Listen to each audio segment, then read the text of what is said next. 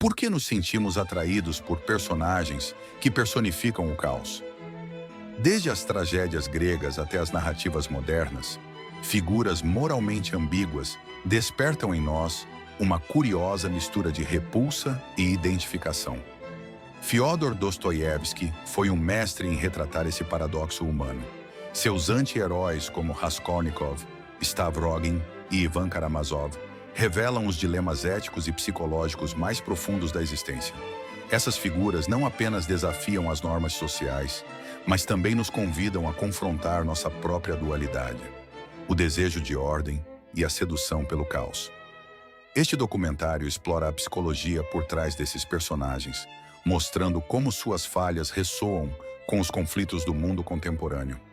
À medida que mergulhamos nessa análise, veremos como os anti-heróis de Dostoiévski são mais do que personagens literários. Eles são espelhos das nossas contradições. Em um mundo onde as redes sociais glorificam figuras controversas e comportamentos polarizados, suas histórias ganham um novo significado.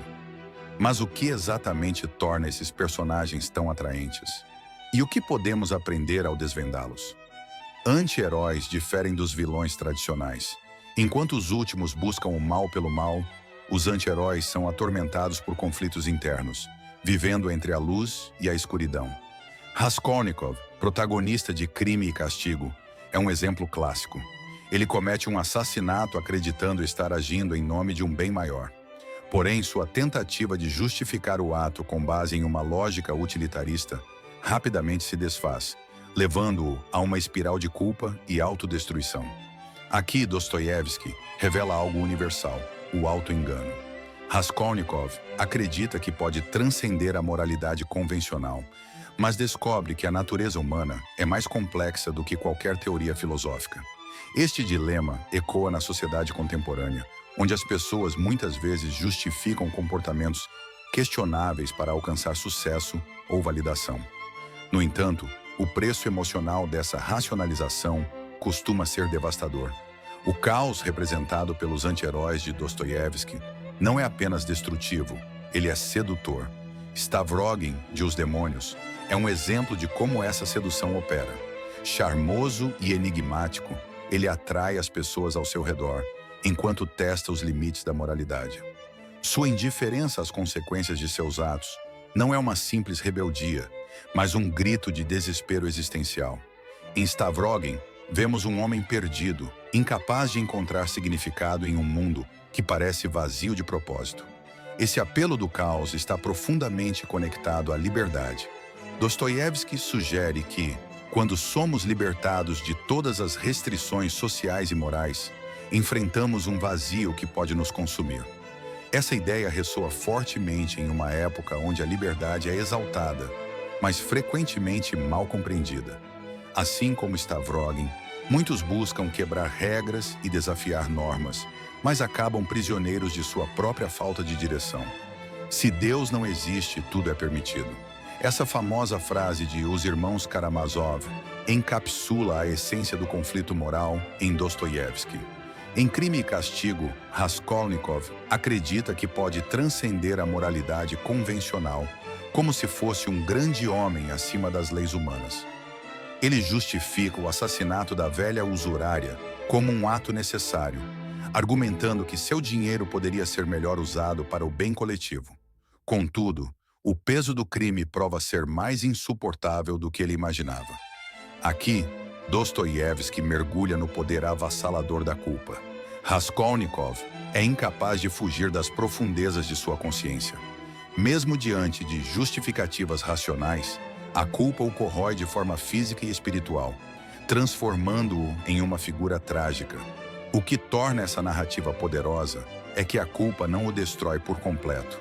Pelo contrário, ela abre caminho para sua redenção. Como Dostoiévski sugere, o sofrimento é a única causa da consciência. Raskolnikov só encontra alívio quando se entrega à polícia e aceita as consequências de seus atos. Na era moderna, onde muitos buscam fugir da responsabilidade e mascarar seus erros, a história de Raskolnikov nos desafia a confrontar nossas falhas e a buscar a redenção através da honestidade consigo mesmo. Enquanto Raskolnikov busca justificar seus atos através de uma ideologia, Stavrogin, de Os Demônios, é uma figura que se destaca por sua apatia diante da vida. Ele é o retrato do niilismo em sua forma mais devastadora. Desiludido com a moralidade, a religião e as relações humanas, Stavrogin caminha pela vida sem propósito ou remorso. Ele encarna o que Nietzsche, influenciado por Dostoiévski, chamaria de homem do nada. Em uma das cenas mais perturbadoras da literatura de Dostoiévski, Stavrogin confessa um crime horrendo que jamais foi punido. Ao invés de expressar arrependimento, ele permanece emocionalmente desconectado. Essa indiferença é o que Dostoiévski quer destacar. Quando o ser humano perde o senso de conexão moral, não há liberdade, apenas um vazio profundo. Como Stavrogin confessa, eu não sei mais o que amo ou odeio. Eu perdi todo o senso de significado. O que torna Stavrogin tão relevante hoje é sua semelhança com a alienação moderna. Em uma sociedade saturada por distrações e excesso de liberdade, muitos se encontram na mesma situação, desconectados e em busca de algo que traga sentido à existência. Por que Deus permite o sofrimento? Essa pergunta é o cerne do dilema de Ivan Karamazov, em Os Irmãos Karamazov. Ivan não é um nihilista, mas um cético profundamente moral. Ele rejeita a ideia de um Deus benevolente, não por falta de fé, mas por não conseguir aceitar um mundo onde o sofrimento é uma moeda para alcançar a redenção. Sua revolta se torna explícita quando afirma: eu devolvo o meu ingresso. Para Ivan, a vida parece um jogo injusto, onde inocentes pagam pelos erros de um universo caótico. Dostoiévski usa Ivan para confrontar uma das questões mais antigas da humanidade: o problema do mal.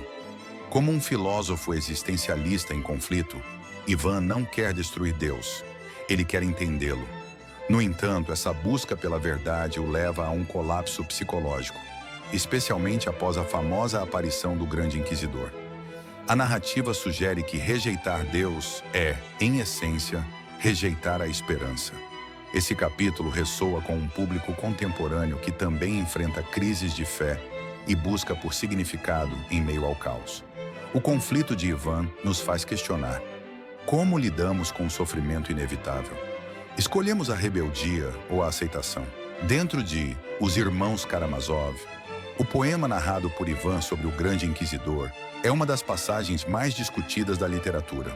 Nele, Dostoiévski explora a ideia de que a liberdade pode ser uma maldição ao invés de uma bênção. O Grande Inquisidor repreende Cristo por conceder aos humanos uma liberdade que eles não sabem como usar.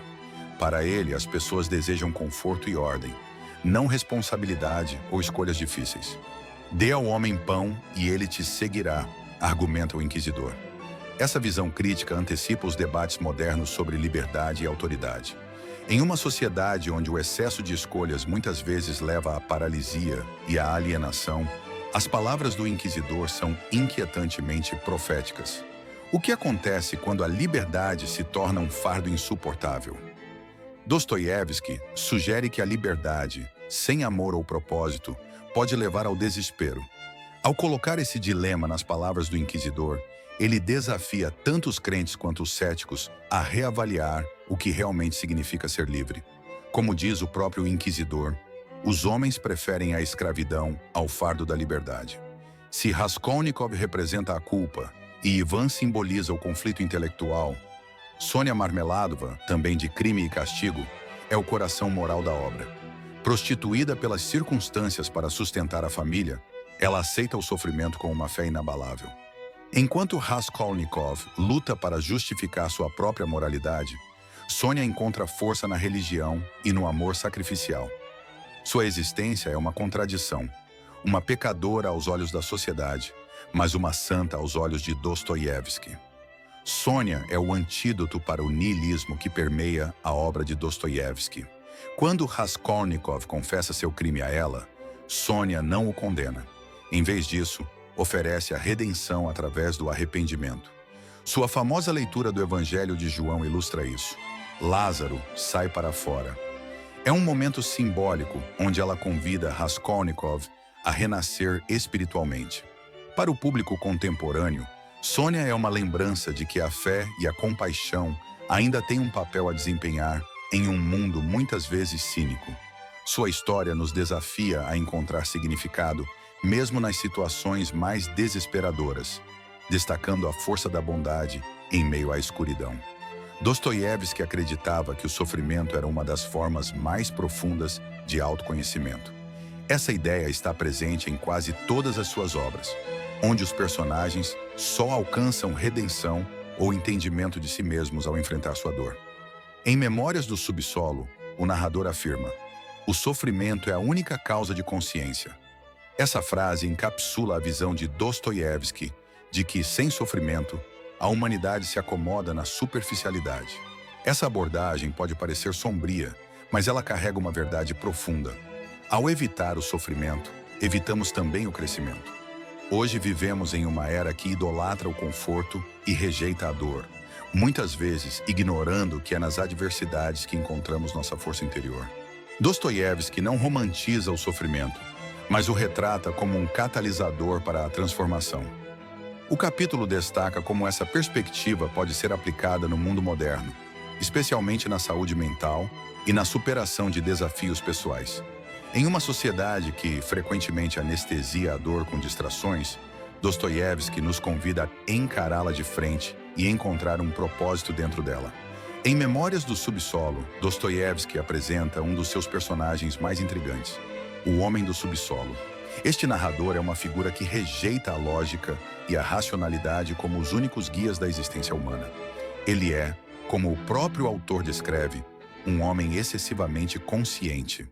Essa autoconsciência o torna incapaz de agir, pois qualquer decisão é imediatamente desconstruída pela sua análise incessante.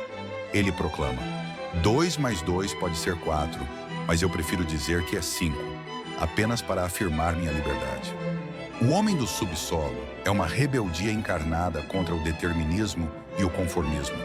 Ele desafia a ideia de que o progresso humano pode ser alcançado apenas pela ciência e pela razão, argumentando que a irracionalidade é uma parte essencial da condição humana. Em uma era que idolatra a lógica e a eficiência, essa perspectiva soa como um chamado à introspecção. Dostoiévski nos lembra que nem tudo o que é racional nos traz felicidade.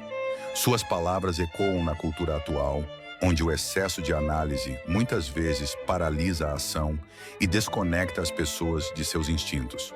O Homem do Subsolo nos desafia a abraçar nossas contradições e a reconhecer que a humanidade não é apenas lógica, mas também emoção e caos. A influência de Dostoiévski vai muito além da literatura. Seus personagens e dilemas continuam ressoando na filosofia, psicologia e até mesmo no entretenimento moderno. A complexidade moral de seus anti-heróis pode ser vista em filmes, séries e romances contemporâneos, que frequentemente exploram a linha tênue entre o bem e o mal. Jordan Peterson, renomado psicólogo clínico, frequentemente cita Dostoiévski como uma fonte de sabedoria sobre a natureza humana. Segundo Peterson, os personagens de Dostoiévski são estudos profundos sobre as batalhas internas da alma, mostrando que a moralidade não é uma questão simples de preto e branco, mas um campo de batalha complexo. Esse legado filosófico inspira um público que busca entender o caos e a ordem em suas próprias vidas. No mundo contemporâneo, onde questões sobre liberdade, moralidade e propósito são mais urgentes do que nunca, Dostoiévski permanece um guia indispensável. Suas obras nos lembram de que o conflito interno é uma parte inescapável da jornada humana.